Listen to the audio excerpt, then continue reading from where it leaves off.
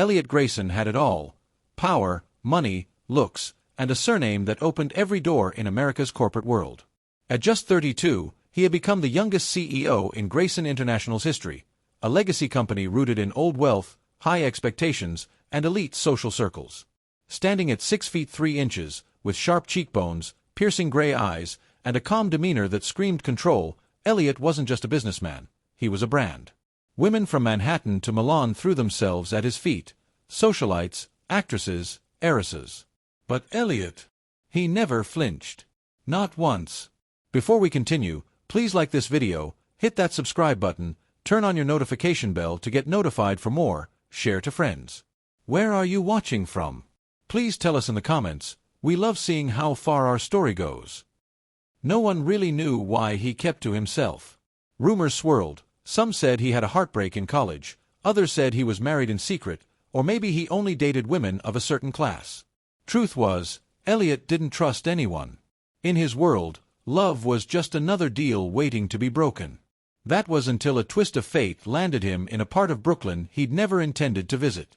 That day was chaos. Elliot's chauffeured Rolls-Royce had broken down, a rare mechanical failure, and his assistant, nervous and flustered, tried calling for a backup.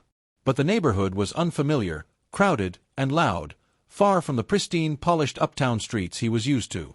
Frustrated and itching to get back to his schedule, Elliot stepped out of the car and walked into a small corner cafe, hoping for coffee and some air. There, behind the counter, was Michelle Blake. She was nothing like the women in his circles.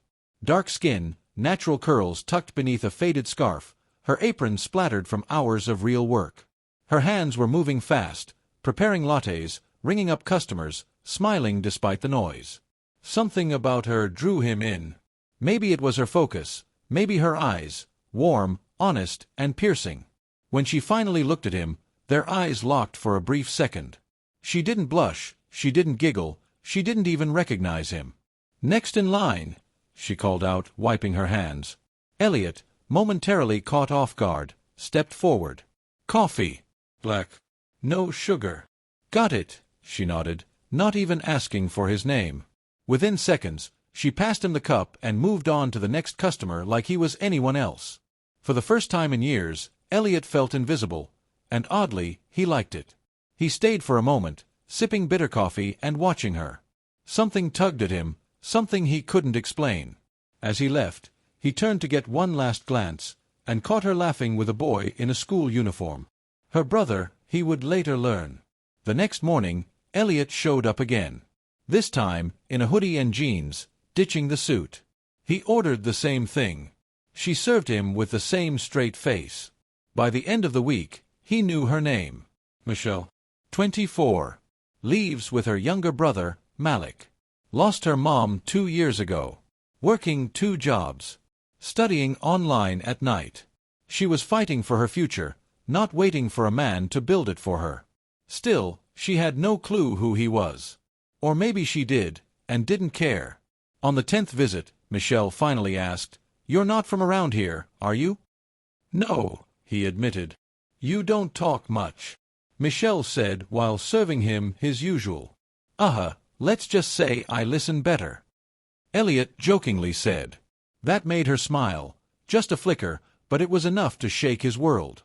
She left to the counter to attend to other customers. "I can't believe she just smiled," Elliot said, blushing. His eyes were still fixed on her, but she was oblivious, or maybe she didn't care. Michelle had always been focused. She prefers work to love fantasy. She knows the responsibility hanging around her shoulders. She promised to make life easier for her younger brother even when it would cause her sacrificing her social life. Malik noticed Elliot staring at his sister and, suspecting danger, confronted him. "Please don't kidnap my sister. She's all I have," Malik pleaded, tears streaming down his face. Startled, Elliot calmed him, saying, "I'm not a bad guy, Malik. I want to be your friend, and I like your sister." They smiled, easing the tension.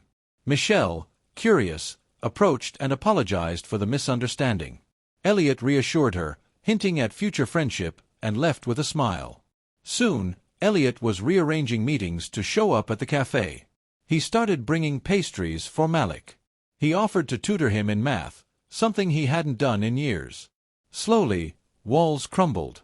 Elliot and Michelle started growing fond of each other, walking after her shifts, talking under streetlights about dreams and disappointments. Then came the twist. One night, a tabloid snapped a photo, Elliot Grayson, billionaire CEO, holding hands with a cafe girl in Brooklyn. The story exploded. Headlines screamed, "Cinderella Cafe Romance," and by morning, Michelle's face was plastered across every gossip site. Cameras surrounded her job. Reporters stalked her building. And Elliot? His board was furious. "She's not one of us," one investor said. "She's going to ruin your image," another warned. Even his own mother, icy and poised, sat across from him at the family estate and said coldly, "This will not last, Elliot. People like her do not survive in our world." But Elliot had already made his choice. He showed up at Michelle's place, despite the swarm of press. "I'm sorry," he told her. "I didn't plan this to happen." "I'm furious, Elliot," Michelle said, arms crossed, tears falling. "You lied about your reputation. I thought you were ordinary. I don't care about your money and won't let you disrupt my peace. I don't want to ruin anything, I just don't want to lose you," Elliot replied softly, stepping closer. "I've only known love for my wealth until I met you. You love me for me, Michelle." He tried to kiss her, but she dodged and shut the door. Malik, seeing how depressed she looked, hugged her, saying, his reasons seemed genuine. Outside, Elliot shouted, "I love you, Michelle." Malik found him lingering and advised, "Give her space. She'll come around." Their relationship took a hit. For weeks, Michelle stayed distant. Her job let her go due to the distraction. Malik got bullied at school. The dream Michelle worked for was slipping through her fingers. Then something shifted. Elliot, instead of retreating to his empire, fought back. He cleared his schedule. He reconciled with Michelle and proposed to her. He helped her find a new job. He set up a scholarship fund for underprivileged students, in Malik's name. He even walked into a press conference, holding Michelle's hand, and said, "I'm not ashamed of who I love. And if my brand suffers because I chose a woman with more integrity than all of you combined, then so be it." The applause was slow at first. Then it roared. Months later, Michelle launched her own coffee brand, sponsored by an anonymous investor, Elliot, of course. She graduated. Malik got into a top high school. And Elliot, he learned what power really meant, not control, but compassion. The moral of this story? Love doesn't care about race, class, or wealth. The world teaches us to seek perfection on paper, but real connection is built on respect, sacrifice, and truth. When two people fight for each other, despite noise, judgment, and pressure, they rise. Because real love doesn't whisper. It roars.